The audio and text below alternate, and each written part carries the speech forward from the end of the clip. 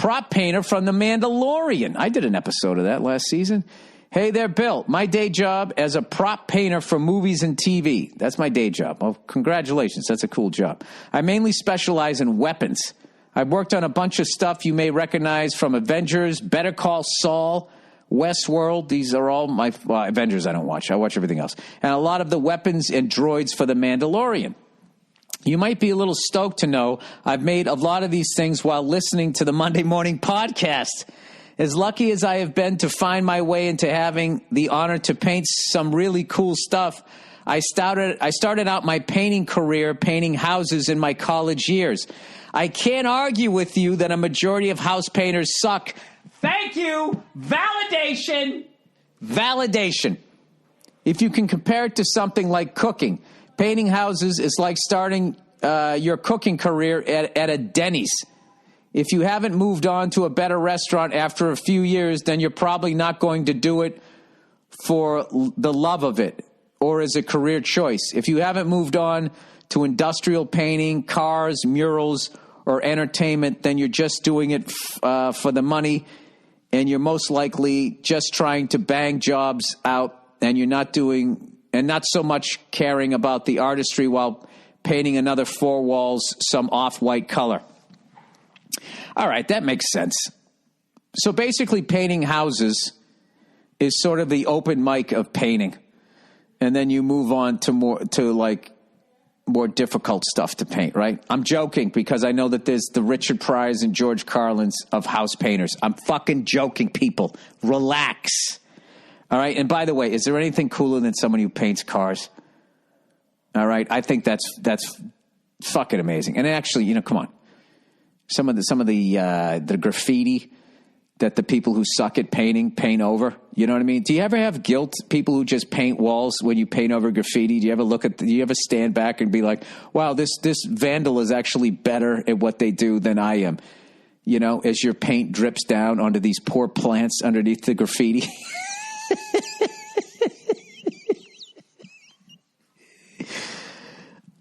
In defense of painters, they can't hide their shitty work the way a plumber can. Like whoever did my old ass fucking house. They can't hide their, like I had a guy coming over looking at the hot water heater the other day, and I have like one, I don't know anything about plumbing, but the where the water goes in, the pipe we'll just say is 3/4 inches, and where it comes out, it's like 1/4 inch. And the guy before even ever had to open a wall, he goes, well, I don't know who did that, but that is not up to code. And he, as a plumber, was saying that, most plumbers don't take the time to do it right. So I think in general, we listen, here's the deal. I mean, if you guys fucking shit on comedians, I'll laugh about it all fucking day long. I love it. Comics shit on other comics. I don't give a fuck. I didn't realize how precious the art of painting was. A house, how sensitive people are, until this guy here. Fuck you, you redheaded do-nothing cunt. By the way, you forgot the hyphen between do and nothing. Just the way you missed that corner when you painted the house, you sloppy cunt. All right, stop bashing my fucking career. This guy really comes with soccer mom energy. I'm working 75-hour weeks to get my wife and kid through this pandemic that has your pussy ass stuck at home. Look at this fucking guy. He paints a house and all of a sudden he thinks he can throw hands. Oh, you're a tough guy, huh? Walking around with the Oshkosh Bagosh overalls? Let me ask you this. On your painter boots, did you write right and left so you'd put them on correctly? I'm coming right back at you, buddy. As you're fucking whining about your fucking work week.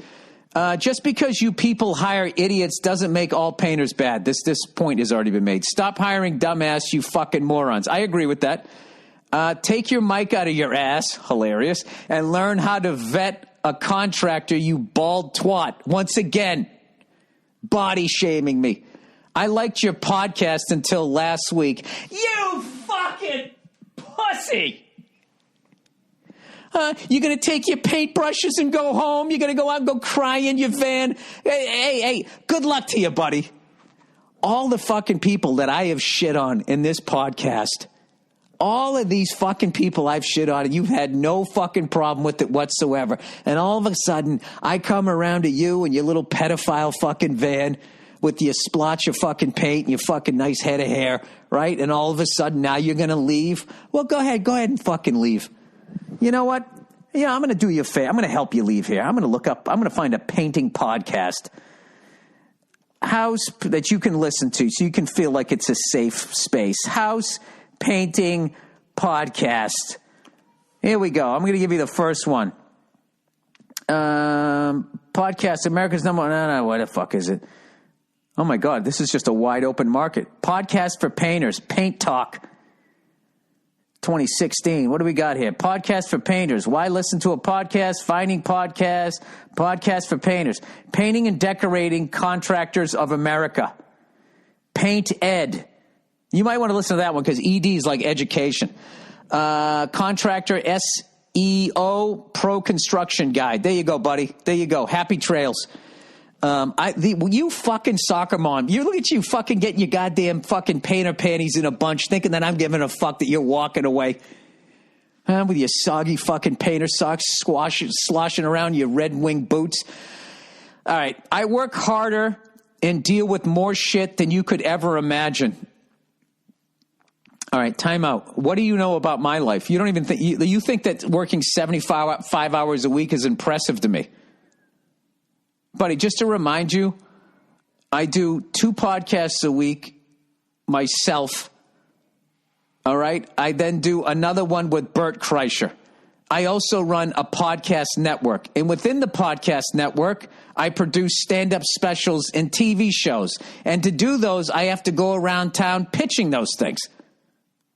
All right. That's just one little aspect. Then I also write, produce, and act on an animated show called F is for Family. Okay? I got to put out 10 episodes. Do you know how long it takes to make 10 episodes of an animated show? It takes about 10 and a half months. And then it comes out, and then you go right back to do it all over again. All right? I also just finished a fucking movie script that I've been working on for 2 fucking years. I'm also a stand-up comedian and put out a stand-up special every 2 fucking years.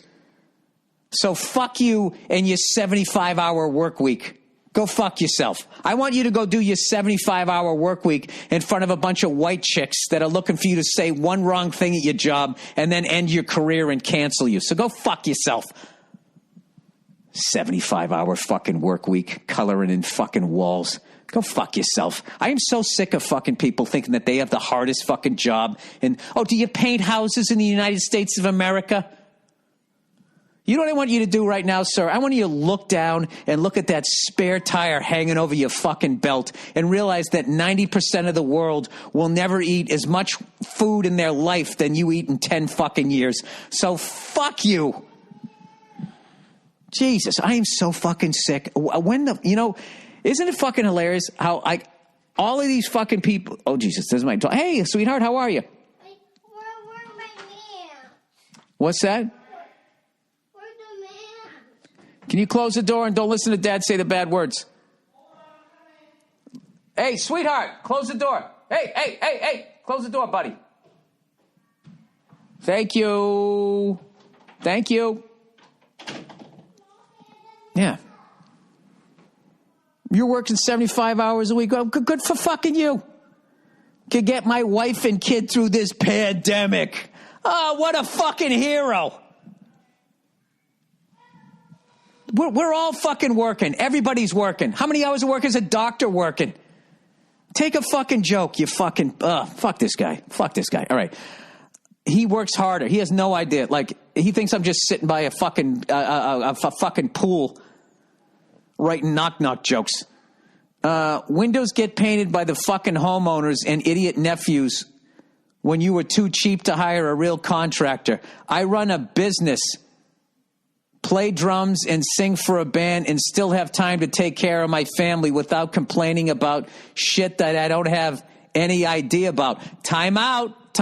You just fucking was shitting all over the entertainment business saying that I don't do anything. Go fuck yourself and then do it again You red fuzzy fuckers. It's plural for some reason. Maybe he was just joking. I don't know. This is another thing, everybody. I am fucking over listening to how hard people fucking work. Let me ask you guys a question. How annoying was it when I just told you how hard I work? And I didn't even tell you how many hours. I told you how many months. How annoying was that? Okay, just know that when you do that, you sound just as fucking annoying. Oh my God, I have to bust my ass every week to take care of my family. Who doesn't? Who doesn't? You know? Let me ask you this, painter. You tell me you tell me what in your fucking career. What is the showtime at the Apollo, surviving that, of being a fucking house painter? Go fuck yourself. These fucking, this is my thing about all of this shit. This is for all of you out there who are going to be successful in life. Know this, that no one is going to help you. You're going to be all alone.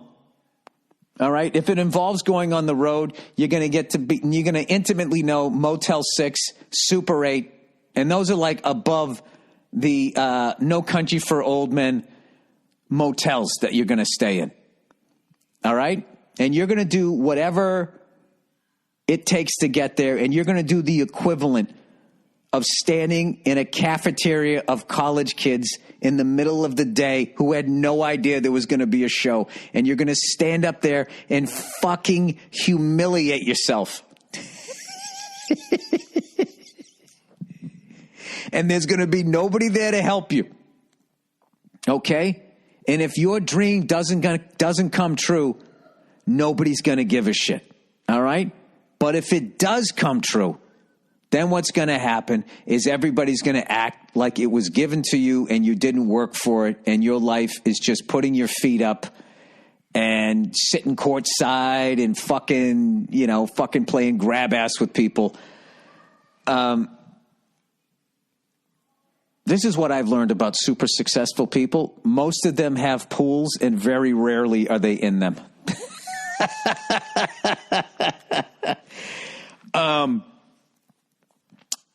The geniuses in the world somehow have that balance of money and free time.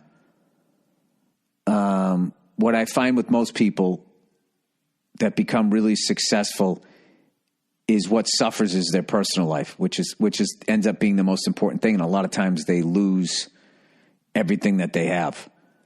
And then they just have this fucking thing that they built. So, I'm off this whole fucking painter stupid shit. I know that guy was probably just fucking around anyways, but like that is the thing, like there's a few people in this business that I really admire that figured out how to do it. The first two that I think is Dave Chappelle and Joe Rogan. They figured out how to be super successful and also still like have their life is still theirs. Where with this business that I'm in, you spend your whole fucking time trying to get in, driving by the studios. It's right there, and there's this giant wall, and you're trying to do it. Do I go through the gate? Do I climb over? Do I tunnel under? How the fuck? And then you get in there, and what you thought it was going to be and what the fuck it really is like. This is what I've learned in my business is writers, editors, and directors. Like my job as the performer is way fucking easier than that. I've done writing on F is for Family, and I just wrote a fucking script. That shit is a fucking nightmare. Fucking nightmare. It's not physically demanding, but you come out of there, you're like, my problem with booze came out of sitting in a writer's room after 2.5 seasons of F is for Family. I would come home fried, and I would just start boozing. That was my solution to it. I don't know. This probably all just sounds like, this is all fucking easy and blah, blah, blah. Writing a script that would be fun. I'll tell you this. That's what I thought. And I have ridiculous amount of respect for writers and editors. Going to sit there and go through your 58 fucking takes of each setup, trying to figure out what's the best one that then matches the other person's in the scene. 58 takes. Forget about the dinner scene when there's fucking 10 fucking actors there. You can fucking have that job. I'll go back. I would go back to fucking warehousing before I would fucking sit and even attempt to fucking the mental energy it takes to fucking do that shit. So, all right. So that's the end of the painter shit. I was just breaking balls. So you guys pick another fucking job. I'm going to shit all over it. And then hopefully somebody else is going to get their panties in a fucking bunch and take that shit seriously. Like this guy here, he goes, Netflix money rant. Dear Bill, fuck you, you fucking cunt Burr. Please don't ever refer to yourself as a political lefty again. Why? Because you said so? In your tirade against the painter that mentioned your Netflix money. Now, here's the great thing here. Okay? I never talked about the painter's money. Okay? You don't talk about another man's money. You just don't do that. Okay? He crossed that fucking line. But here's the deal. Because I'm making more than the average fucking painter, all of a sudden it becomes a tirade and I'm the bad guy, right? He said, you said I earned every fucking dime and I've ever earned in this business. Yeah, that is the truth. My ship came in and go fuck yourself. I have Netflix money and I'm not giving you a drop of it. Yeah. And that did not exist in a vacuum. That guy brought that out of me, and you're going to ignore all that. So here we go. Yes, you worked hard for it. Oh, thank you. Thank you for telling me what I already know. And you earned it. And I'm in complete agreement with your off-the-rails, unhinged, bald-headed rant. It wasn't off the rails. It was totally warranted. But damn, you sounded like a Republican to me. Oh, all right. Now, from here on out, this has nothing to do with me. This has to do with what goes on in between this guy's ears. Listen to this ridiculous comparison. You berate the, air quote, greedy bankers. Evidently, they're not greedy. In corporations constantly. Who are the bankers? People like you and me. Who are the corporations? People like you and me. They're not like me.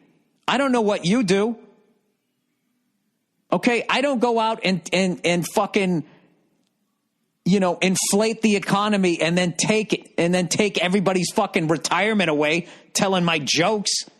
What I do on stage does not make a fucking World War II veteran spend the last 2 years of his life eating fucking dog food because they can't afford. What I do does not make people upside down in their fucking house and take their American dream away from them. The fuck are you talking about? I don't pollute the water supply. I don't create a nationwide drug epidemic by inventing synthetic heroin. Is that what you're suggesting? He goes, why don't you berate the 8 out of 10 Americans that live paycheck to paycheck because they have the newest iPhone, their Disney Pass, their booze cruise vacations, their new car, etc.? I have. I've actually done that during this pandemic where I've said that now that you see that the government can't fucking help you, please tell me that you're going to save fucking money. You have to save fucking money because at the end of the day, nobody's going to help you. You're on your fucking own. I have talked about that. Anyways, their new car, etc. How about berating people that constantly live above their means, max out their credit cards? This is shit I've talked about for years on the podcast, sir. Default on their payments and on and on and on. So basically, you don't give a shit that this guy questioned the money that I've made after I took this ridiculous chance that 90% of people end up just being fucking, out of the business and become like a fucking substitute teacher in their 40s. All right? Fuck all of that. None of that shit counts. This guy brought up my money, which I would never bring up anybody's fucking money. What the fuck you making, right? Unless you're a greedy banker cunt, because then you're affecting everybody else's dream. I don't know, dude. I don't know what your point is here. I think you're just mad that you feel that I didn't yell at the people that you wanted to yell at. So I think you should start your own podcast there. The banks aren't making anyone max out their credit cards. And Apple isn't making anyone buy their iPhone. Wait a second. Yes, they are. Yes, they are. By having the upgrades fill up your fucking phone. That they then go in and take your phone and fucking take all your shit out, and then they go and resell it again in Southeast Asia or whatever. You're completely ignoring that all of these, the design obsolescence of everything that you fucking buy. And that they make it cheaper to buy something newer rather than have it fucking repaired, which destroyed the repairman business and has the fucking ocean filled with old flat screen, out of date fucking TVs. You're painting a very broad brush here, sir. You actually sound more Republican, I would say. Well, whatever the fuck that means. Anyways, if people don't want to buy it, wait a second. But like the people that you fat shame, they have no discipline with food. If people want it, they buy it. Screw the financial consequences. Then cry, I can't pay my rent 2 days into a shutdown. All right, well, you're painting with the broad brush here, which is what I did with the painters. No pun intended, fucking around. I agree with a lot of that. And I think if you're in the middle class, that you need to do what, like saving money is a lost art. And I agree with all of that. But someone who is born into fucking poverty, and you're ignoring racism, sexism, homophobia, all these other social fucking issues that can cause someone to get. So I don't agree with that. So there's my lefty side, buddy.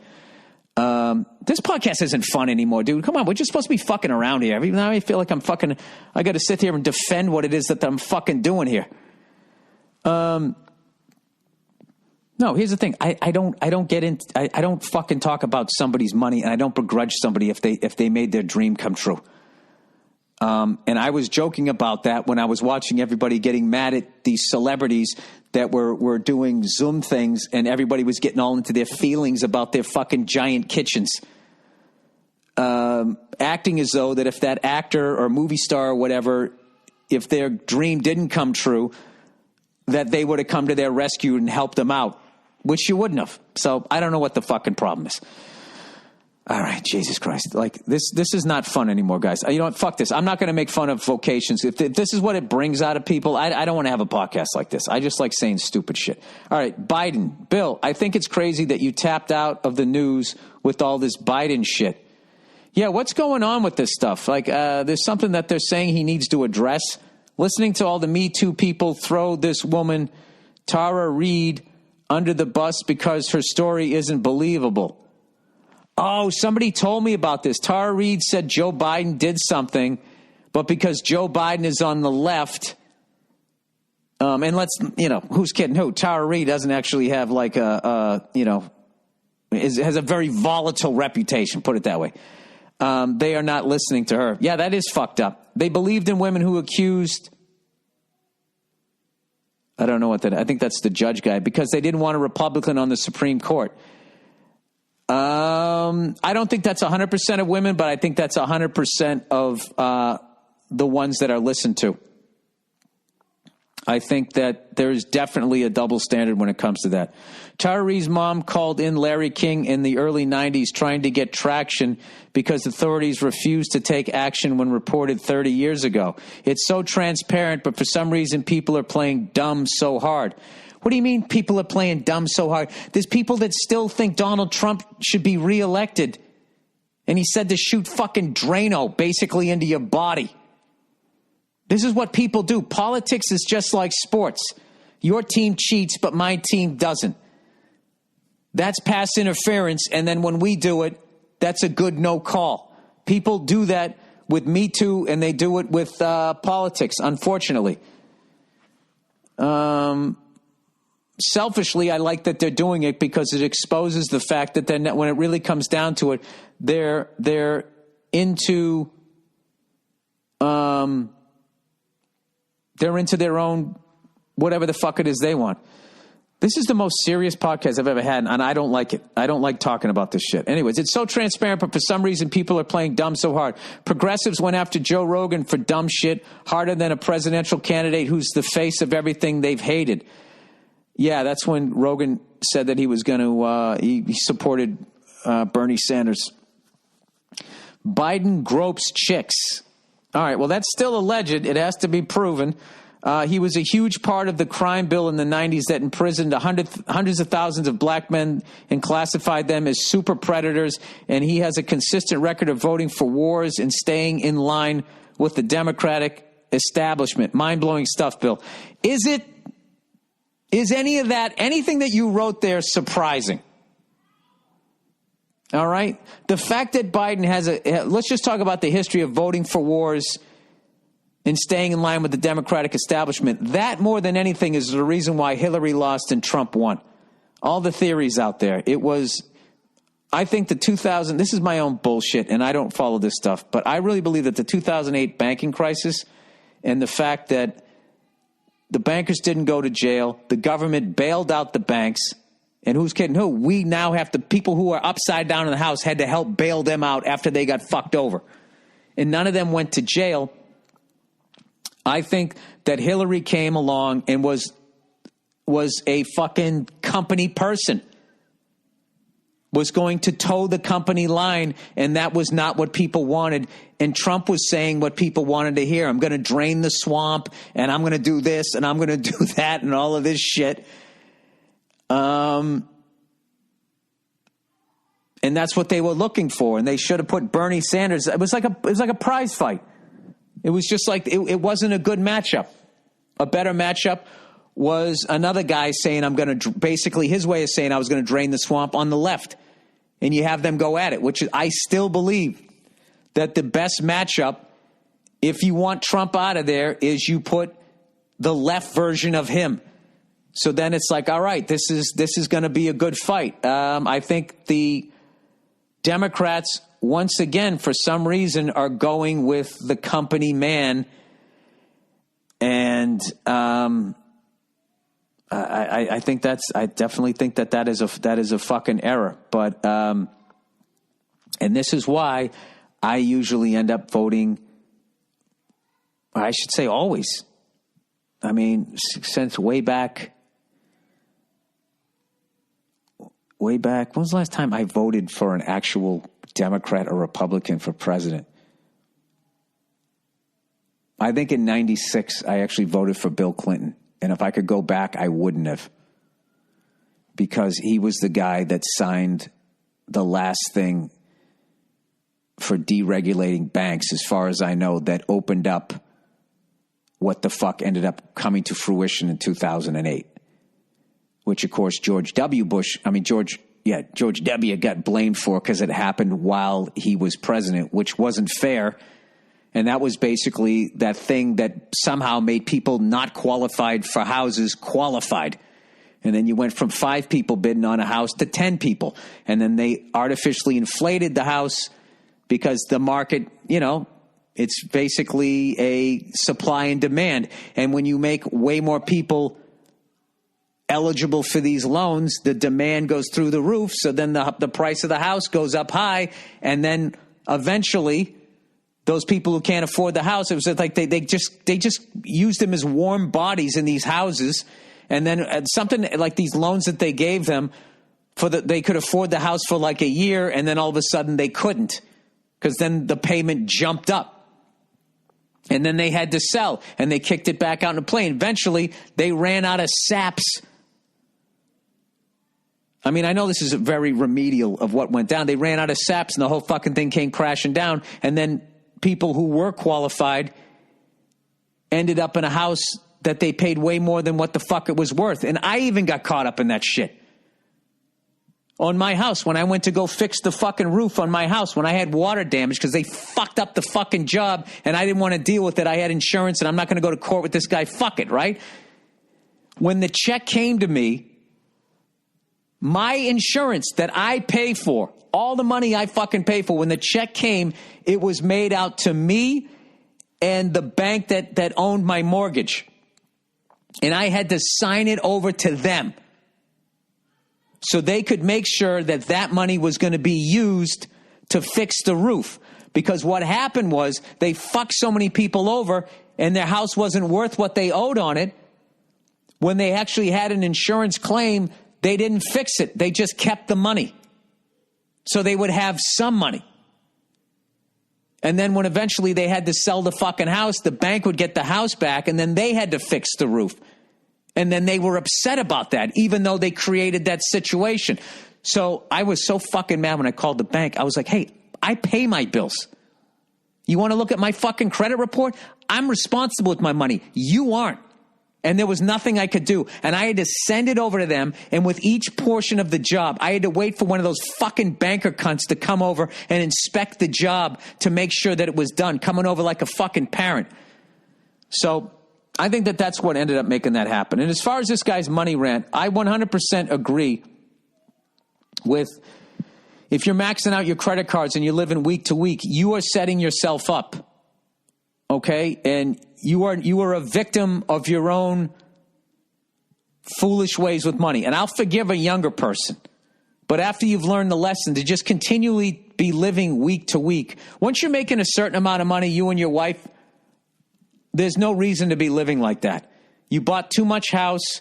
You bought too much car. You bought too many fucking Apple shit. And this guy is, or this woman is 100% right about that. However, if you're below the poverty line, if you're dealing with racism, sexism, and homophobia and all that shit, like that becomes a different variable that you definitely have to look at. So I don't know. That's the way it is. Jesus Christ. I feel like I'm fucking hosting fucking Meet the Press right now. I'm an hour and 20 minutes in. That's how fucking not...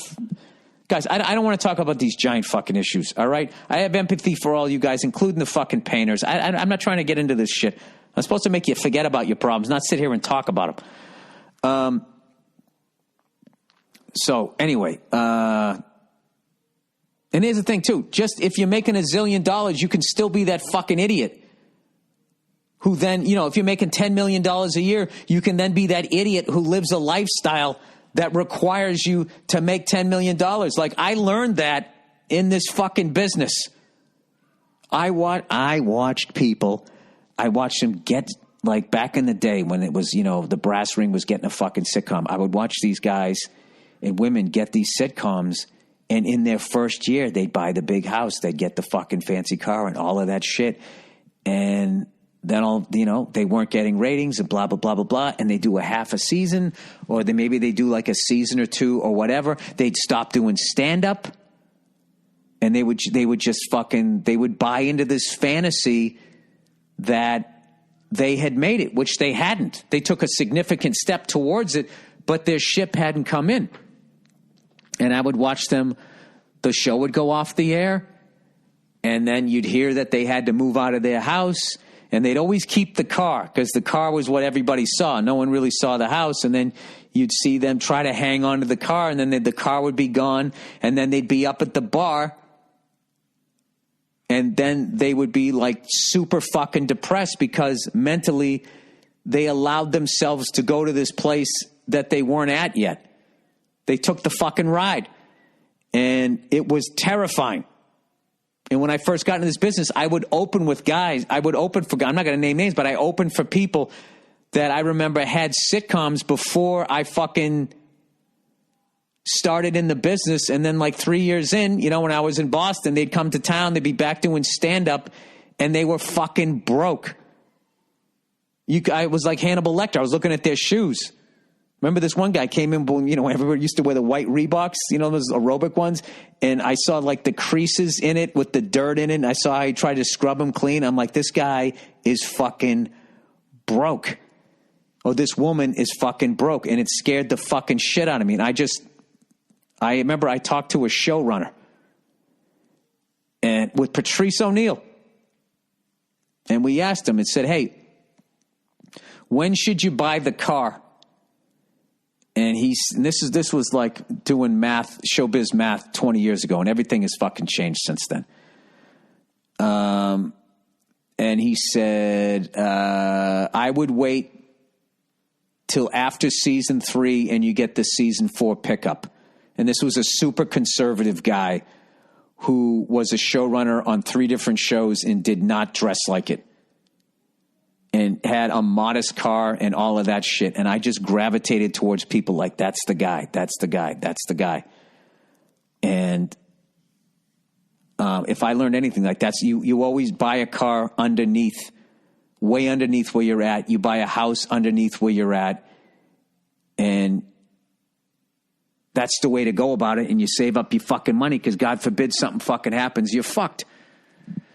Right? And that's why I drove a fucking Prius for 10 goddamn years getting gay bashed around Hollywood. And I fucking love that car. Every time I filled up the tank and it was like $28, $30, I fucking loved it. All right. So there you go. So there's some fucking advice. And I am not big leaguing anybody on this podcast. I'm just fucking joking around. So this, I think just because it was a pandemic, people had less of a sense of humor. I apologize. It was probably the wrong time to pick on a fucking vocation. I'm just fucking around here, people. All right. I am a fucking idiot who accidentally got into the business that I was in and somehow it all worked out for me. I don't know shit. All right. There you go. All right, if you still have a fucking problem with me, then that's your issue, not mine. All right, 2,000 years ago, Plato burned comedians and painters alike. Dear Bill Burr, I just finished listening to the Monday morning podcast of you and a couple of painters going at each other's throats. After listening to the podcast, I took my 20-minute work break and continued my reading of the Republic by Plato. Is that what you do during your fucking break? You see what we got a scholar here. There was no reason to let me know that this is what you were doing. Okay, let's give you the praise. Wow. You know, with everybody glued to their laptops and their iPads and the flat screens, it's really great to see that somebody is using their 20-minute break to not only read a book, to be reading on the Republic of Plato. And that's Plato, not the shit that you fucking, if you leave the cap off, it dries out and the game's over. It just so happens that one of the first paragraph I read was Plato essentially shitting on both comedians and painters at the same time. Now, that right there sounds like a funny fucking dude. Albeit, in the context of this page, he is talking about poets and painters of art. But if you pretend he's injecting in this argument, it's absolutely... But if you pretend he's interjecting in this argument, it's absolutely hilarious. What are the chances I'd be listening to your podcast and be reading the passages of a 2,000-year-old book at the same time? Anyway, here is the passage in question. I tried to switch the words of poet to comedian so you can get where I'm coming from. All right, now that I made fun of this guy, this is actually really interesting. And now we may fairly take the comedian and place him by the side of the painter, for he is like him in 2 ways. First, inasmuch as the comedian's creations have an inferior degree of truth. Oh yeah, guilty as charged. In this, I say he is like the painter, and he is also like the painter in being concerned with an inferior part of the soul, and therefore we shall be right in refusing to admit him into a well-ordered state, because he awakens and nourishes and strengthens the feelings and impairs the reasons. This is why they never used to let actors and entertainers or whatever become politicians, because they thought they could fool you.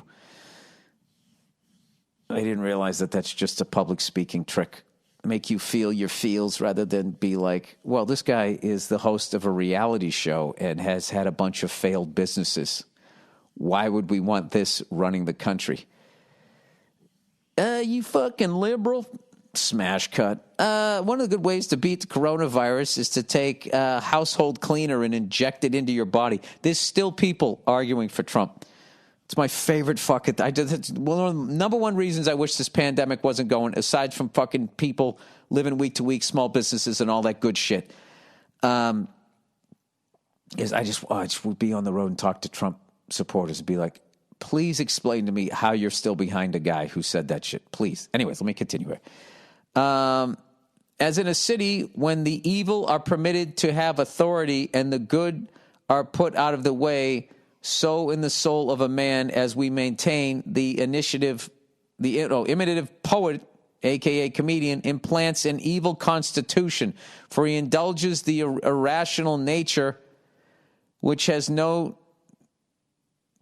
discernment of greater and less, but thinks the same thing at one time great and at another small. This guy was a fucking idiot. This guy sounds like a conservative moron trying to shut down the arts. He is I just called Plato a moron. I did. He is a manufacturer of images and is very far removed from the truth. Wow, but politicians are, if you pick I don't know what background he wanted, more of a business background. He goes, if that shit doesn't burn, I don't know what does. Much love and stay safe. No, I didn't take that personally. That kind of just sounds like modern day rhetoric. You know what? I understood what you were saying, but I got more fascinated with this halfway through as this guy, I think maybe because he thought so logically that he just thought art was like frivolous. He wasn't into metaphors or shit like that. I don't know. I don't know anything about this guy, but that just kind of came off like a conservative pamphlet from like a week ago. But I got to tell you, I mean, he's not wrong. He's not wrong. We had Jimmy Carter in there putting solar panels on the White House saying we were addicted to oil, keeping us out of the fucking Middle East. And then what happened? Then we got an actor in there next. He fucking took him down. Fucking sucked the fucking dick of the oil companies, and now here we are. Lazy Jay Cutler. And I'm not saying it's just him, because everybody else was doing that. Jimmy Carter was... When are they going to do the biopic on Jimmy Carter? When are they going to do that? There's no way to do it, because they'll just say it's just Hollywood liberalism. But that guy is seriously a if every politician was like him. I don't know. It's why I like Bernie Sanders. I like that guy. I like guys like that, whether they lean right or left. I just like people that give a fuck. Because there's some Republicans out there that are actually talking about the little guy. And it seems anyways that it's coming from the heart, not just telling people what they want to hear. Lazy Jay Cutler. Hey, Billy Bolshevik. Since you're a lefty, and I love it. Bolshevik? I don't know what that means. Is that fucking Slovakian for left-handed? Wanted to get your take on Jay Cutler's now ex-wife calling him lazy for not wanting to get a job. The man played in the NFL for 11 years and led the league in sacks taken in 2010 with 52. Meanwhile, his privileged wife has been nothing but a reality show star her whole life and used that to start a shitty fashion line, probably with his money. Well, that's a pretty good guess, considering they don't pay those reality TV stars shit unless they're able to spin it into other stuff. Like I know Pauly D is making bank as a DJ, which makes me really happy, because I fucking root for all of these people, man. I don't want to see you fucking get on one of these shows, become this person, and then they make all the money and you don't make any money. So I was very happy, like back when you used to do live shows, when I would go to Vegas or go to Atlantic City and I'd see a billboard for Pauly D, I'd be like, that's fucking cool. Good for him. Good for him. Go make a bunch of fucking money. Cutler made over $100 million when he was a player. He needs to work like you need to do, like you do with your Netflix millions. Okay, that last part was just fucking with you, since I know you have a soft spot for that. You earned that dough. That's right, and I don't begrudge anybody that earned their money. That's a fucking... People who do that to people are losers who never went after a fucking dream. That's their thing. So then what happens is when you're going after your dream early on, they shit on it. And then when you make, hey, don't go forgetting it, and then when they get into financial straits, they try to make you feel guilty because you worked your ass off. Yeah, you got money for gifts around Christmas? Must be nice. All that bullshit. It's all that's that blue collar guilt that you can fucking turn it up sideways and shove it straight up your candy ass. I have no guilt. Cheers and go fuck yourself. Your daughter has the cutest voice I've ever heard, and you're lucky to have such a beautiful family. Yes, I am. A growing family. All right, let's look this in. Jay Cutler. Open the link. Dink, dink, dink, dink, dink. Open the link. Open the link. Da-da-da-da, da-da-da-da. Kristen Cavallari divorcing lazy Jim Cutler because he was unmotivated. Oh, boy.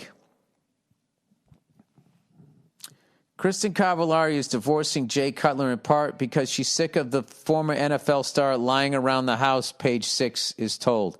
The Hill star married Cutler in 2013 when he was a quarterback with the Chicago Bears, and we're told she thought he was lined up for a demanding career as a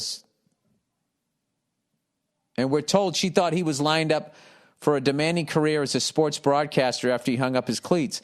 But sources say that after his broadcasting career faltered, the ever-ambitious Cavallari, who announced in late April the pair were splitting, found him unmotivated and even lazy, while he found that he had a penchant for hanging out with their 3 kids and menagerie of animals on their Tennessee farm. She was growing increasingly impatient with him. He was supposed to take this big job at Fox Sports and have a life after football that would get him up off the couch and do something, said an insider. Instead, he backed out. This is 3 years ago, and joined the Miami Dolphins. That didn't pan out well, and he was left with no TV gig until she got the show for them. 2017, after 8 seasons with the Bears, Cutler retired to pursue a broadcasting career, then came out of retirement and spent 1 injury-marred season with the Dolphins. The couple moved on to star in the e-reality series Very Cavallari. Oh, boy. It's her last name. Oh, brother. Oh, brother. Well, he picked her, which follows her jewelry business and their family and has so far aired for 3 seasons. The source added the Cavallari views herself as a very polished and put together, and Cutler as this lazy, unmotivated guy. Cutler has lately been mulling another attempt at a broadcasting career, and according to their reality show, has had offers from CBS and ESPN. When she announced the breakup, Cavallari wrote on Instagram, "With great sadness, after 10 years together, we have come to a loving conclusion to get a divorce," she said.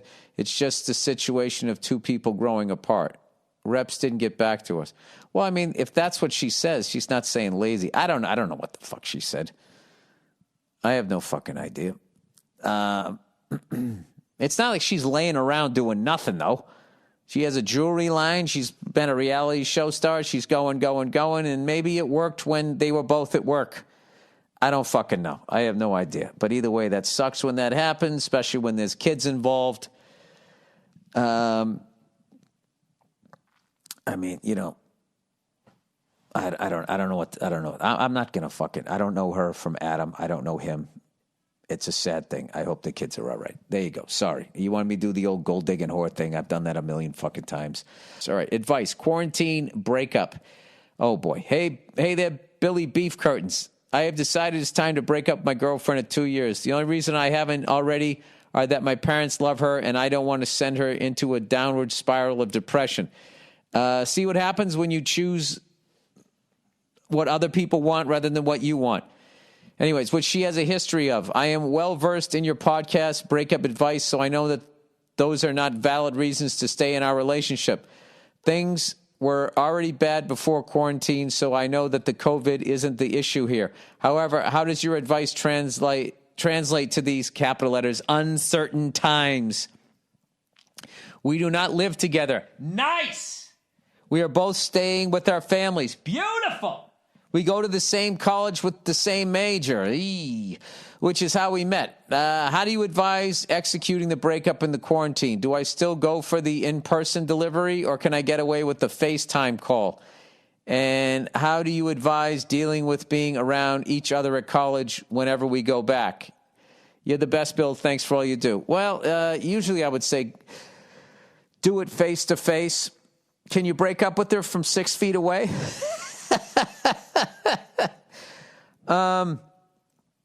Well, wait a minute. Have you guys seen each other at all during the quarantine? Because if you have been, then I would try to do it face to face. I would just have a mask on to hide your smile when you break up with her. Kidding. Yeah, dude, just fucking do it. Just do it. Her issues are not your issues because somebody's fucking going to take it hard, or take it bad, or they're depressed. That's not your fucking problem. All right? If you really were in love and this was the right fucking person, none of this shit would be issues. But if you're not in love with them, you're just wasting their fucking time, which is the most depressing fucking thing you can do to somebody. All right? And then how do I advise dealing with being around each other at college when you go back? I would just be friendly, be pleasant. Don't get drawn back into it.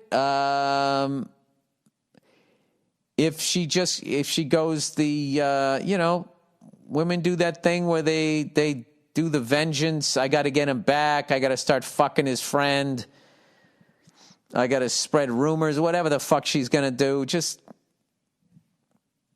if she does do any of that shit, just, and your friends, oh, she said this, and this about it. Just shrug your shoulders and be like, I mean, she misses my dick. I mean, I don't know what to tell you, No, I don't.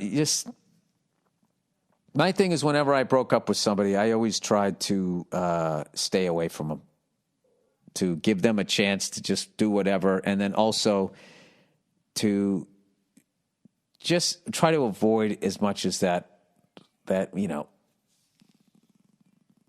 shit that women can do. But you definitely should break up with her if that's what you want to do. You should definitely fucking do it. And her being depressed and all of that shit is not your fucking problem. It just isn't. Her Majesty blowjob question. Hey, Billy, burnt tits. I don't even know what that means. My buddy has been asking this same question at parties before Corona. The answer always seems to be pretty evenly split and causes some lively debates. So here it is. Do you think the Queen of England, Her Majesty Queen Elizabeth, has given 50 blowjobs in her life? It can be the same dick. Just 50 blowjobs total. I said no way. Isn't it illegal to touch the Queen? Yeah, I doubt she's out there looking for a dick to gag on. Please keep ripping on painters. They're always in the fucking way on the job sites. Sure they feel the same about you. Or whatever your vocation is. Let's see here. 50 blowjobs? Yeah, those fucking rich white people are all freaks. She's probably sucked a dick wearing a goat head. I don't know. Why wouldn't she? 50? She's like 130. She gave one blowjob every 9 years, she'd still be above. No, that wouldn't work. Whatever. Yeah, I think she did. I absolutely think she did. I can't even believe you're debating that. Unless her first husband died really quickly and she never got over it and never dated again. I don't know. That's a weird question. I can't believe that sparked lively debate. I'm trying to remember who the fuck she is. Is she still alive? I don't. Who gives a fuck? All right. Come to Colombia. Dear William, writing from Cali, Colombia. What? Writing you from Cali, Colombia, the capital of salsa and beautiful women. I've been a fan since my undergrad years in Boston, some 15 years ago. You have made me laugh in some of my darkest moments, so thank you for that. Now that I have been back in Colombia for a year, I would love to go to Colombia. I'd love to go to South America. I mean, it's arguably some of the most beautiful people, the topography. It's incredible. It's just always so deceiving how far away it is, because not only is it fucking, you got to fly so far south, you actually have to go, like the west coast of South America lines up with the east coast of America, and I live on the west coast here, so it's a crazy flight, okay?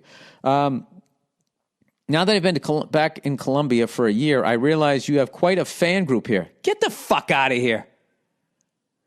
Have you ever considered touring Latin America? Yes. You know who's going to do it is Tom Segura. I heard Tom Segura, bilingual Tom Segura, is going to do a monster fucking, well, it's gonna, or I think he's going to put out, wait, I'm going to shut the fuck up here because I don't want to fucking let the cat out of the bag. God damn it. I'm going to text him and make sure I'm not, before I post this. So if you're listening to it, it was common knowledge before this shit. I would fucking bring my wife down there. That's my white guy understanding that you guys all listen to still the girl from Ipanema, which I know you don't. So go fuck yourself. I'm just giving you shit here. In Bogota, our capital, I hope I said that right, you would easily sell out a 400 to 500 seat venue. Hey, I'm taking a loss on this trip. Jesus Christ, I got to fly 14 hours to play in front of 400 people. I'd still do it just to go down there. Because whatever I would make on the gig would pay for the flight. But then I got to bring my wife and all her fucking bags. Yeah, I'm going to take a bath on this one. A lot of people watch your stuff. Please do not believe the portrayal of Colombia in Narcos and all that mafia shit. You and your family would love it here. Delicious food, some of the warmest people you'll meet, and one natural wonder following the other. Let me tell you something. You people are so goddamn good looking down there. I don't give a shit if that Narcos shit was true. I would still go down there. Smoke a fucking Cuban cigar. God knows they're probably, most of them are fake down there too. Let me tell you something, senor, whatever, mister, whatever I'm supposed to say. I will fucking come down there when this shit is fucking over. Abso-fucking-lutely, I will do that. And I just need somebody down there to tell me where I can get a real Cuban cigar. All right? I don't want to go all the way down there and just, I don't want to deal with that shit. And and smoke a fake one. All right? Because I told you, the last two real ones I smoked was in fucking Tel Aviv. What kind of fucking life am I living? That I get to travel and meet all of these beautiful, I'll tell you, another fucking beautiful people, Israelis. I'm telling you. Beautiful people in Tel Aviv. Okay? And not to start some shit here, the Palestinian chicks were beautiful too. All right? Bunch of beautiful fucking people over there. There we go. Look at me. We are the world. I would love to do that. Besides, you would be the first ginger in Colombia since the English pirates tried to rob our land and rape our women some 500 years ago. I don't want to show up and fuck, they're back.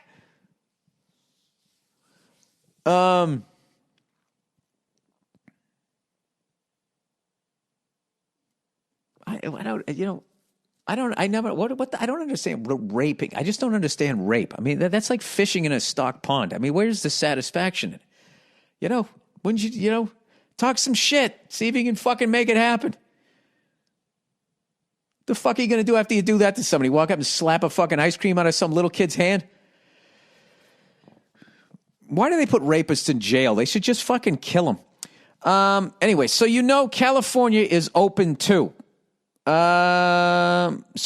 California is open too. Hey, you ginger coastal fuck.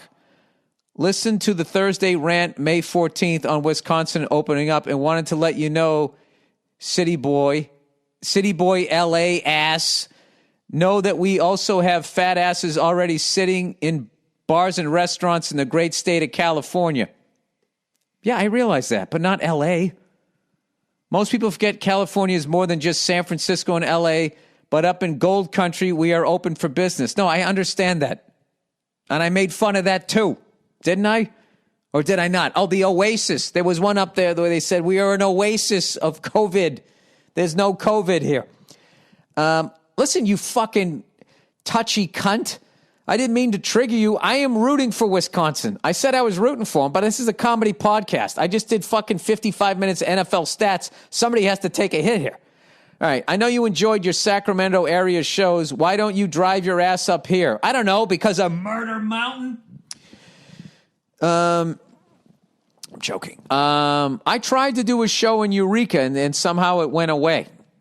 Zero COVID deaths, 100% small businesses, beautiful this time of year, and you wouldn't have to leave your state. from a fellow redheaded German-Irish cunt. You know what? I'm going to look into that. Who the fuck am I? I got a kid coming in like 2 weeks. My wife's not going to let me do that. You're just going to leave us in the middle of a pandemic? She sounds like Jerry Seinfeld when she gets upset with me. She'd be right. And then what am I? I'm just going to drive up there and stop at all these fucking gas stations where all these dirty digits had been punching in their fucking zip code for their fucking... I could still do it, right? I just come up... Like, I don't need to wear a mask at a gas station pump as long as there's nobody else there. But all I know, somebody just left there and sneezed, or some cunt's going to pull up on the other side of the thing. You know, I just wear them and I wear the gloves.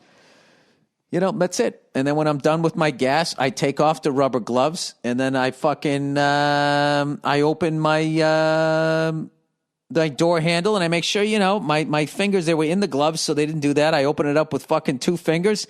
Then my wife sprays me with the disinfectant, and I get back in the car and I'm gone. That's how I've been doing it. And you know what? I've been symptom free.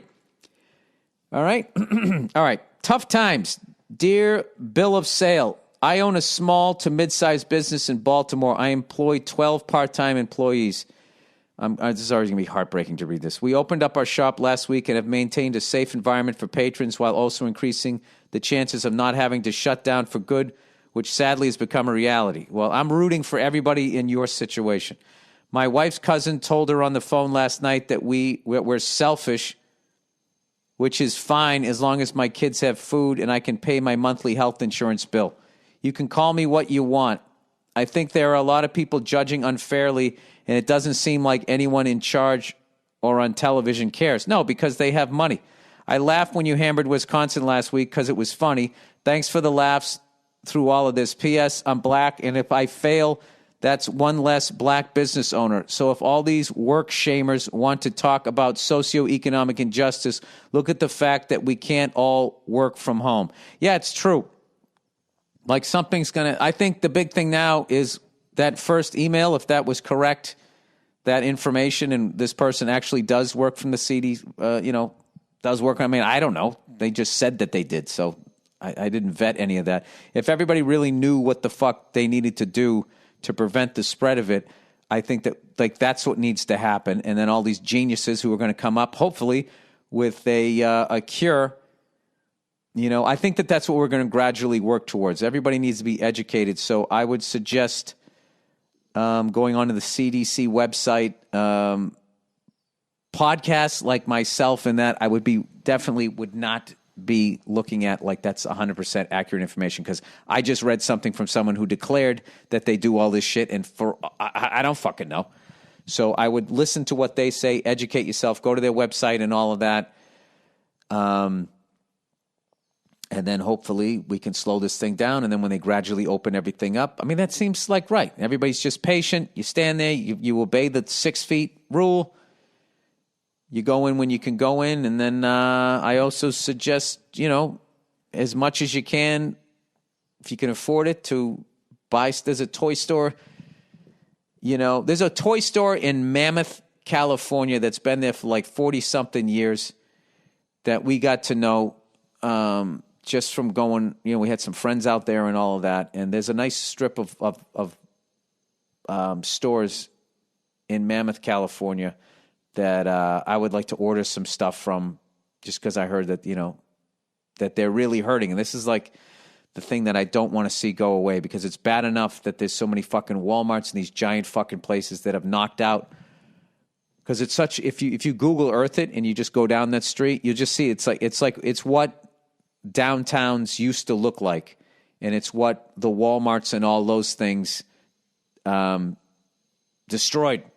But something new always does come along and then destroys the old thing. But I don't know. There's always just something cool. I don't mind either one. I don't mind a superstore, and I don't mind a mom and pop. I think there's a world for both. And I just know that the superstores can ride this shit out way longer than the other ones. So I would hate to see that happen, because I have not had good experiences doing business with corporations.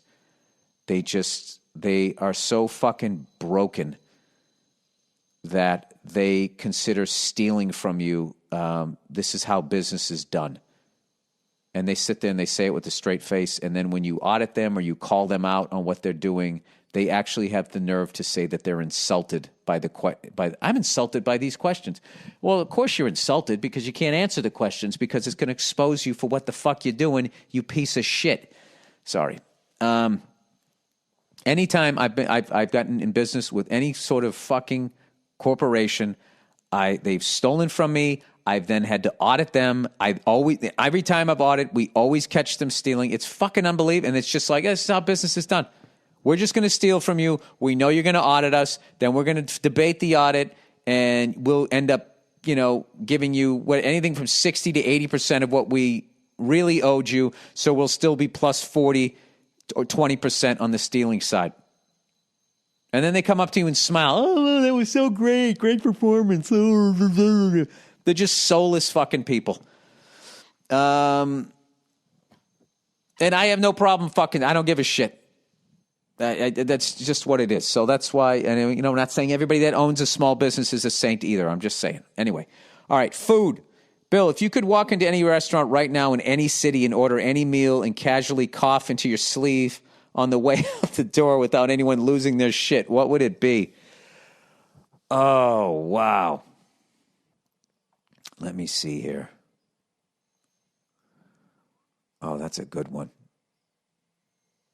My first thought was to go back to Boston and get some fucking Chinese food. I'd go there with my lovely wife. I'd get some crab rangoon. We'd get the whole fucking poo-poo platter, the chicken fingers, the duck sauce, all of that, just delicious heart attack, no nutrition in it. You're hungry 20 minutes later because your body sifted through all of it and found no nutrition. I think I would do that. That's if I was on the East Coast.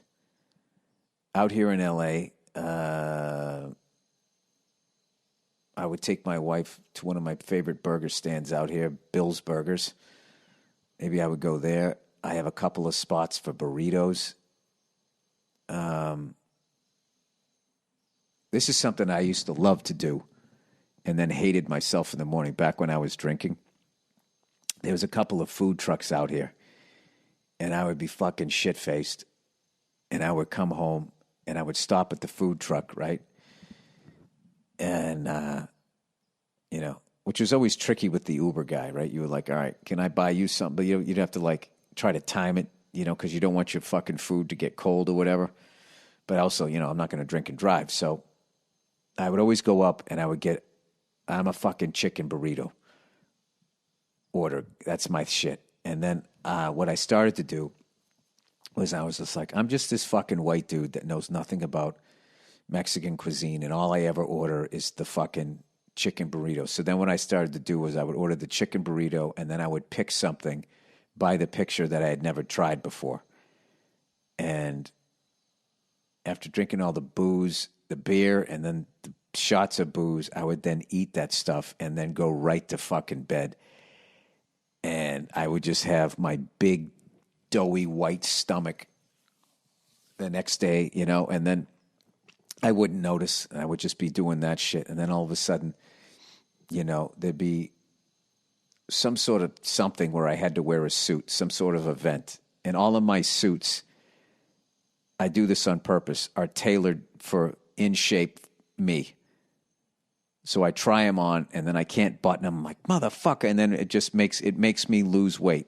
The worst thing that you can do to yourself and the length of your life is to let out your pants in your suit, is to go and buy bigger fucking clothes, is to start just wearing sweatpants and tracksuits everywhere you go, even though I love wearing that shit.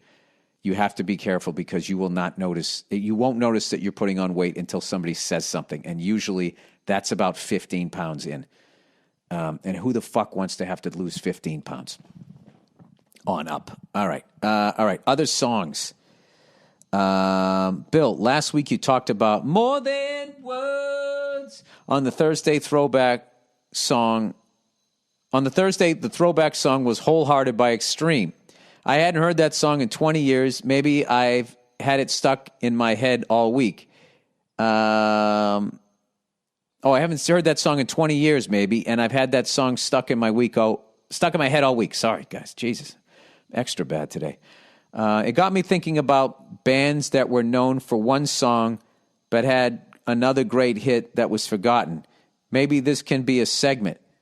Can you think of any off the top of your head? Yes, I can. The first one that popped into my head, and it's funny, is I don't know their hit. I would say is Night Ranger. Night Ranger songs. Let's see here. So everybody knows Sister Christian. Sister Christian, ba-da-boo-da-boo. Right? And I always liked Don't Tell Me You Love Me. I always thought that was a better song. And then if you looked at Lover Boy, everybody's working for the weekend. Everybody liked that song. I liked Lucky Ones. I like that song. AC/DC. Everybody listens to You Shook Me All Night Long. Right? And if you listen to that album, Have a Drink on Me, Honey, What Do You Do for Money? I can't tell if they're way better songs. They just haven't been played to fucking death. Everybody plays Highway to Hell. And I always like Get It Hot, or If You Want Blood. The whole Power Rage album is gold. What's that song on the second side? I always play drums to it. I always listen to drums, so I never listen to lyrics. Long arm looking for a fingerprint, trying to find a mystery clue. It's your love that I want. Boo-doo-doo. It's your love. Ba-na-na-na. Whatever that's. What's Next to the Moon? Love that song. And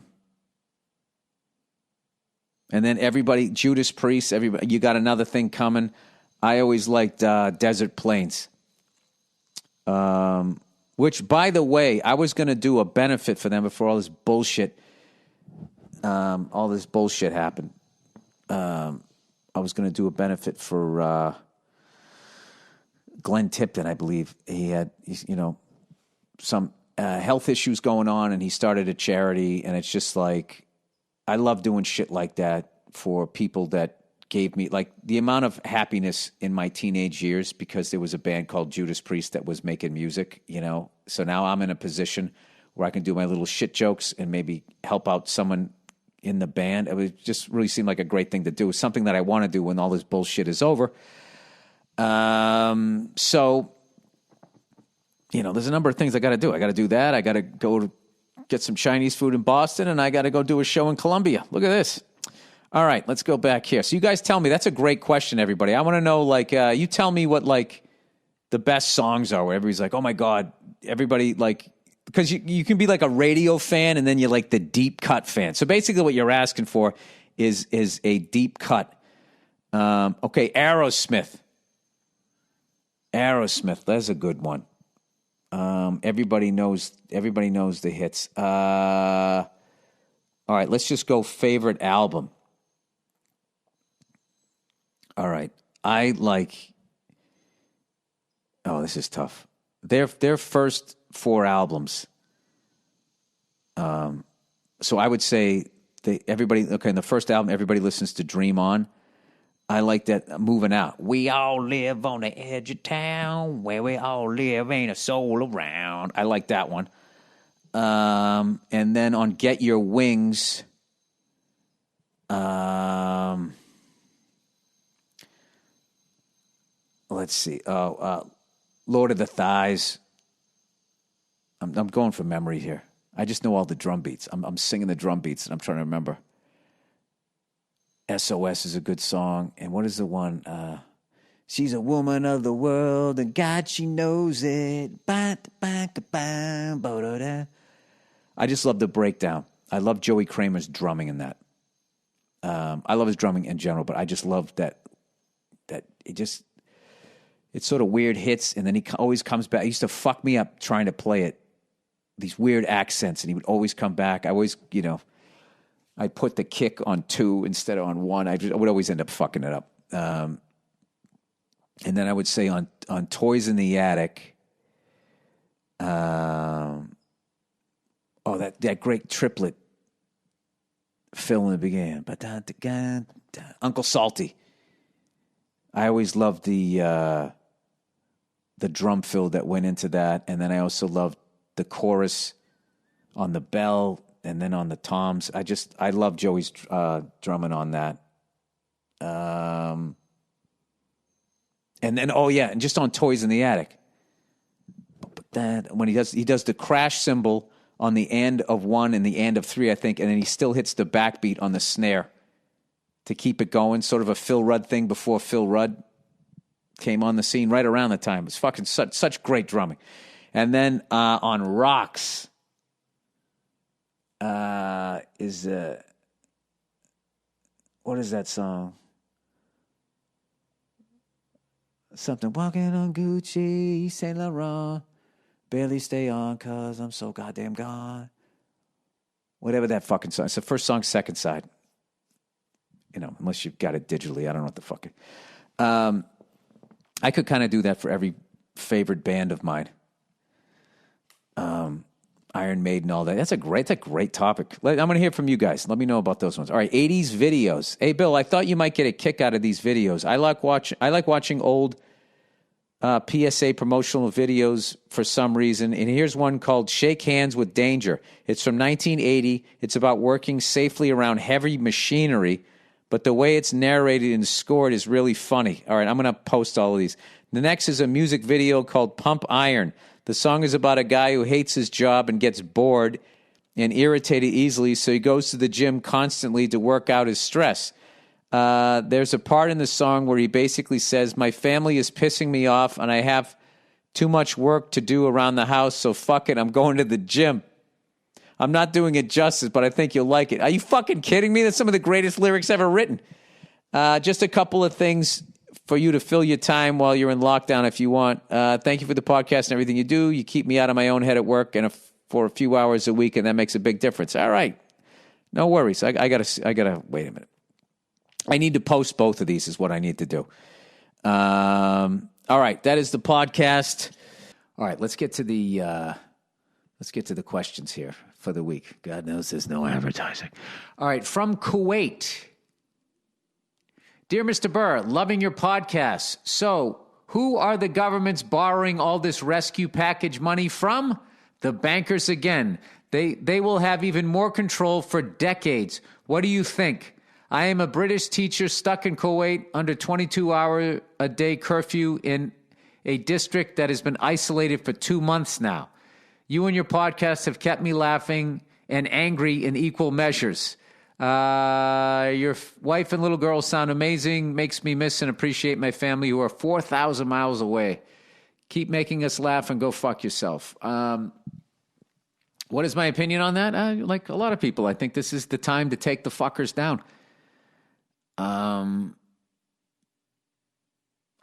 They just must be paying people off. Because at the end of the day, they're just bankers. I mean, who would you want to get into a fist fight with? A banker? Or somebody who fucking fights in the UFC? Right? Or some tough guy in a bar. Those are tough people. Bankers are not tough. They're just heartless people in offices. Beautiful, beautiful laminated gold offices, or whatever the fuck it is they're doing. Yeah, they're the only ones not losing money. They're Ray Liotta. Fuck you, pay me. I'll give you 3 months off, but after 3 months, you owe me 4 months plus the interest.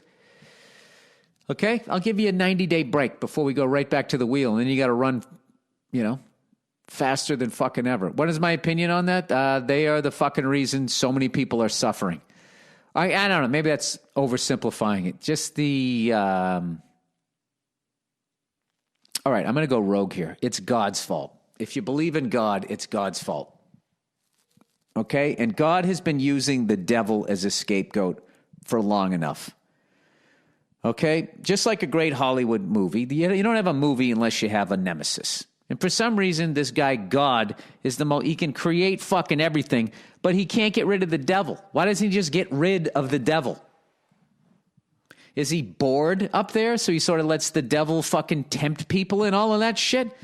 And if anything, isn't he playing with matches? And when he burns down the barn, whose fucking fault is that? All right? God created these bankers and he needs to strike them down. Or I will continue to watch porn. Yeah, it's God's fault. If you believe in God, it's God's fault. If not, it's just we are a defective species that's just smart enough to fuck everything up. All right, old football guy for old guy. I am an old guy, and I love old football, pre-Super Bowl. Any information that I can fucking learn about. I'm reading this book about, the code in NHL hockey. That's all I'm doing. I'm just reading all these sports books. And I got to look this up. I got to try to find an old school fight from the 40s and 50s. The 40s and 50s, they didn't. If you grabbed another guy's jersey for leverage, they immediately came in and broke up the fight. So what you did is you actually sort of boxed until you were tired, and then both players would just skate away and go to the penalty box. So I wonder if there's any footage of that. I got to look that up. All right, old football guy for old guy. Greeting you, flashback football focused freckled fuck. It's not a flashback, man. It happened. Well, I guess a flashback is you remembering something that happened. All right, you're right. Okay. Will you still have some time before the baby? While you still have some time before the baby arrives, check out Baltimore Colts great Gino Marchetti. He was an 11-time Pro Bowler and inducted into 1972 Hall of Fame. His New York Times obituary included the following story. In the waning moments of the 1958 championship game against the Giants, football historians say this is the greatest game that was ever played. This is the way this was sold to people. It was a very important game. I don't think it was the greatest game ever played. I think it was the game that put NFL football on the map, according to the NFL. But it might have been the 1951 when the Browns, their first time in the league from their Mickey Mouse League, they won it, but the NFL didn't want to address it. I don't know. I don't know enough about it. But anyway, he said in the waning moments of the obituary says, in the waning moments of the 1958 championship game against the Giants in Yankee Stadium, he pulled down Frank Gifford inches from a first down, forcing the Giants to give the ball back to the Colts for one last-ditch drive. Quarterback Johnny Unitas, who gets credit for inventing the 2-minute offense. Even though Otto Graham only had a minute 40-something left in 1950 and drove down against the fucking Los Angeles Rams and beat them. See what happens when you know your history? You can start arguing, even though you can't throw a ball. Quarterback Johnny Unitas in the Baltimore offense took advantage of the opportunity, driving 70 yards for a tying field goal. Marchetti, who broke his leg making the game-saving tackle, watched Unitas' heroics from a stretcher on the sidelines, then looked on as running back Alan Amishi, I hope I'm saying these names right, scored 8 minutes into overtime to give the Colts the victory in what many still refer as the greatest game ever played. Maybe because it went into overtime, where the Cleveland Browns 1950 was a last-second field goal kick by who? Lou the Toe Groza. All right. Prior to his football career, Marchetti also served as a machine gunner in the Battle of the Bulge during World War II. That's when the Germans went up through Belgium and Luxembourg through this terrain that everybody thought was you couldn't get through, unsurpassable or insurpassable, whatever the fuck, however you say it. I got a lot stronger in the Army, he said. Carrying the 42-pound machine gun all over Germany helped. Jesus Christ, they just don't make men like this anymore. They do, but they don't have an opportunity to do that because I'm sure they got I'm sure Apple makes a machine gun now that's really light and super thin. But that wasn't it. Marchetti's success was not limited to the football field. While a member of the Colts, he opened a pizza and hamburger stand with a loan from the team's owner. That's how little money they made. Carol D. Rosebloom. That's back when guys were named Carol O'Connor. Carol D. Rosenblum. The place, Gino's, became a Baltimore favorite and eventually grew to more than 450 restaurants in several states. In 1982, Marchetti sold the chain for $48.6 million, about $130 million today, to the Marriott Corporation, which converted many of the restaurants to Roy Rogers fast food outlets. Thanks for the podcast, and congrats to you and the missus. Oh, that's fucking great. Dude, any more information like this? I love this stuff. Can't get enough of it. All right, this is an interesting one, everybody. And I actually thought about not reading this because I thought this was a great idea. And I didn't want anybody to steal it, but I also want to encourage this person to go for it. This is called Bible Thumper. Bill, my name is blah, blah, blah. I've been a fan of yours for years. I'm a Bible thumper. When I've done jail ministry, basically giving a sermon in jail, the convicts will start telling their story, basically, and they'll use the word shit. They'll immediately follow with, sorry, I didn't mean to cuss. He says, I work in a factory. I was a drill sergeant. Their language doesn't offend me.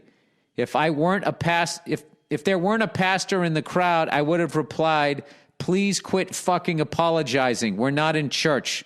We're in a correctional facility. I know exactly what your language is going to sound like the moment you walk out that door.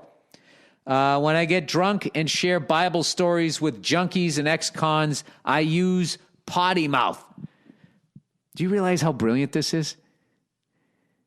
So then what happened? Well, fucking Jesus goes down, and he's like, hey, you cunts want some more fish? Because I got a fucking basket right here that has never-ending all-you-can-eat. I would go to this church. The convicts say, dude, if you were to do that on video, every convict in prison in this country would watch your shit. So I've suggested that. My church friends respond with, you'll bury yourself if you do that. I've watched a routine where you talked about going to church. Your theology is all fucked up. You know what? I'm too fucking dumb to know what does theology mean? My worldview? All right. You guys know what it means, right? You know what it means. You can look it up. I'll look it up later. I won't. Your theology is all fucked up. I'm sure it is. I don't even know what it is, but I'm sure you're right. That's okay. If you were to push Jesus, which I in no way expect, using street vocabulary, you would be more affected than any of the 40,000 other people pushing their shit. My position is this. If you want to reach the Chinese, you have to speak Chinese. No matter what demographic you want to reach, you have to speak to them in their native tongue. If you want to reach the dirty, you have to speak dirty. I was raised by a drunken bartender. He hired me to work in a bar at age 13. I graduated and joined the Army Infantry. I was a paratrooper. I became a drill sergeant while being a construction worker. I married a nymphomaniac. I satisfied her. This guy's talking crazy shit. I love this guy. I've worked in a factory for 30 years. I would like to preach in locker room vocabulary. You would do better than me if your theology wasn't so fucked up. That's the second time. Now that's personal. You quit talking about my theology. I don't know what that is, but I don't like you fucking... The first time, I warning shot. I get it. I need to fucking clean up my theology. The second time was personal. He said advice. Oh, wait a second. Hey. Oh, Jesus. From Jesus Christ. What do I think? I think that's a fucking great idea, and you should go do it. You should go do it. You should absolutely fucking do it. You could change those people. If you have a good heart, you could help them out, and I think you could make a fuckload of money doing that, because I, for one, would buy that fucking DVD, however you do it. Just fucking, record them. That's what you want to do. You record them, and then you put them up on one of these fucking iTunes things. And you just tell these stories we've all heard just with fucking the way I'm talking right now. And God fucking said you shouldn't fucking lay down with another fucking dude if you're also a fucking dude. Yeah, you got to clean up some of that shit, right? You got to get rid of the anti-gay fucking, throw your kid in a bush before you say, I don't love God. One of the dumb shit. You put me first. Tell me that didn't come from the fucking church. Is that theology fucked up, huh? You potty-mouthed cunt. Good luck to you, sir. I say you do it. All right, anger management. Hi, Bill. Long time lady listener here. I love when the ladies write when they write in. I'm writing because I've got a bit of an Irish temper. Okay, when somebody says they have a bit of an Irish temper, like that's like a great setup in a movie. If a guy's sitting in a bar, what's going on with you? Hey, I got a bit of an Irish temper, and then you just smash cut to them fucking, doing what Brad Pitt did to that chick in the end of fucking that movie there, right? Smashing her head against the fireplace.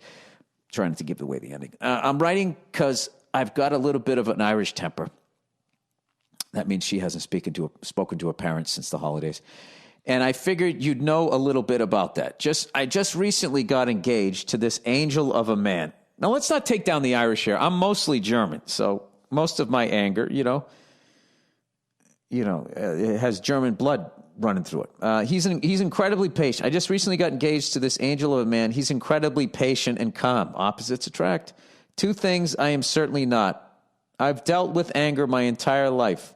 Meditation and exercise help immensely, and I've been able to keep it in check in my career. However, the rage is real, and now that I'm engaged, I don't want the long-term effects to ruin my marriage.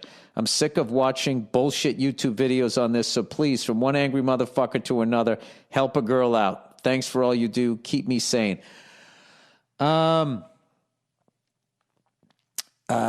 would go talk to somebody, and what's helped me is whenever I start to raise my voice, my daughter just goes, "Don't scream like that."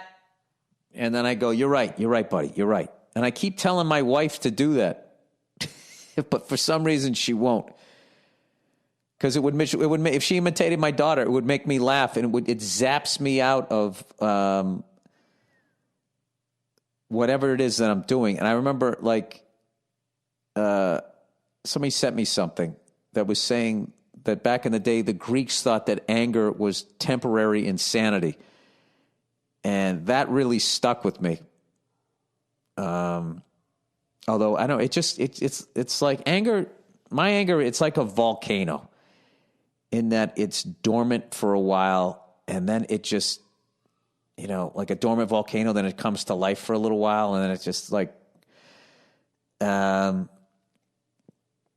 I don't know. I mean, you're basically asking like an addict who's still using how to fucking stop doing it. I would talk to somebody who isn't angry, because all I can do is just relate to your frustration. But that's what I would do.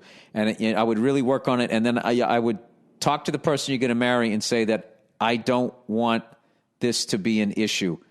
But I need help. Just like an addict says, I need help with this. I can't do this by myself.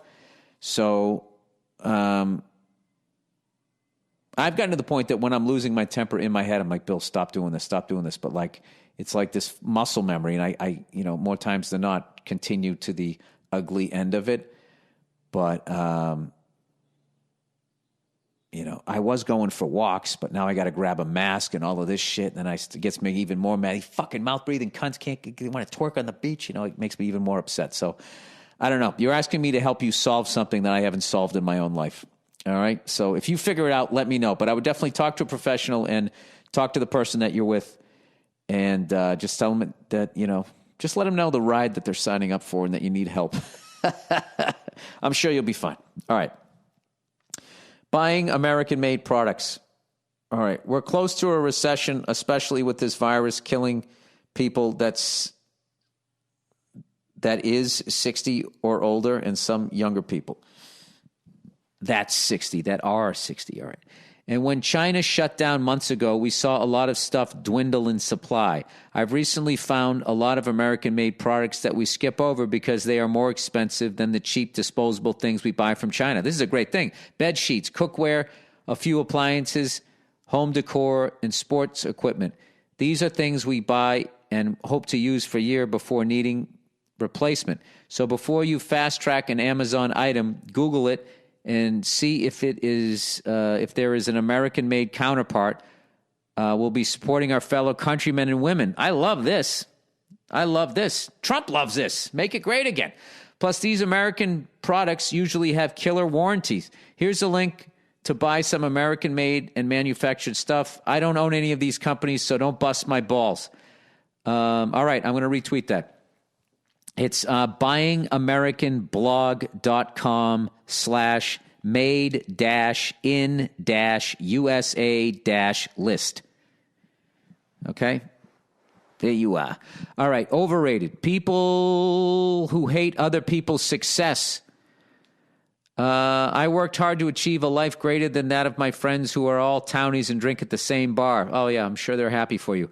It's at the point where they actually dislike me now, and I have no pity for them. I'm at peace with it now, but it bothered me for years. When I saw Joe Rogan make a large deal for his podcast, oh my God, that was insane. I wasn't mad that he was going to make all that money. Why would you be? This guy, I mean, that's one of the most historic deals in Hollywood. This is a guy who left the Hollywood system. And everyone, oh, don't do that, man. Everyone's going to forget about you. Completely outside the system while sitting right in the middle of it. Master of his own domain, and turn around and made that deal. Like that, if that doesn't inspire you, I don't know what does. Anyways, I wasn't mad that he was going to make all that money. I was happy for him. I think it's because I believe in myself and I see how amazing things can happen. Exactly. People who don't believe in themselves have to dislike it as a defense mechanism. Because it reminds them that, they have something that they need to put to bed. They need to fucking go after anything or whatever. But something, I don't know. There's a bunch of reasons why. I mean, I've been guilty of hating on people. Everybody's done that. But the older you get, the more mature you get. You're like, it's like me hating on people going to the beach. It's just because I would love to go down there and take my shirt off and go swimming. Anyway, I wish I knew that this back then. I would love to have told some of them, wait a minute, people who don't believe in themselves have to dislike it as a defense mechanism. I wish I knew this back then because I would love to have told some of them, I guess meaning the townies, that they are just scared of trying things themselves and they just want me to fail so they can just keep being negative. No, they want you to fail so it makes them feel better about not going after what they want, and nothing will bring regret like not going after what you want. You can forgive yourself. That's how you get past it. You forgive yourself because you didn't know, but then from here on out, you just go for shit. Learn how to bomb. Fuck it. She said no. All right, well, you asked. You asked her out. She said no. Great, but for the rest of your life, you don't have to worry, what if I asked? You fucking took the test. You failed. Whatever. Take it again. You want to do this job? Go after. We got it, Bill. We know what it means. Okay, sorry.